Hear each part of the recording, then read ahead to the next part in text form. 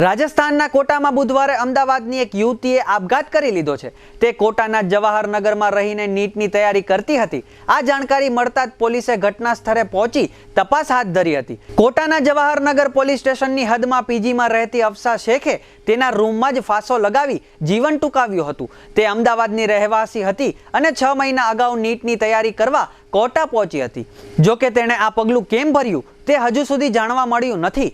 પોલીસે તેનો મૃતદેહ કબજો લઈને પરિવારજનોને જાણકારી આપી છે। આ યુવતીના મકાન માલિકના ભાઈ મહેન્દ્ર નાગરે જણાવ્યું હતું કે ઘટનાની જાણકારી સવારે લગભગ 10 વાગ્યાની આસપાસ મળી હતી। જ્યારે મેસના મેનેજર રૂમમાં ગયો તો વિદ્યાર્થીની ઉઠી ન હતી। ત્યારબાદ પોલીસ કંટ્રોલ રૂમને જાણ કરી। ઘટનાની માહિતી મળતા જવાહરનગર પોલીસ પહોંચી ગઈ હતી અને તપાસ શરૂ કરી હતી। યુવતીના મૃતદેહ પોસ્ટમોર્ટમ માટે હોસ્પિટલ ખાતે ખસેડવામાં આવ્યો છે અને પરિવારજનોને જાણ કરવામાં આવી છે।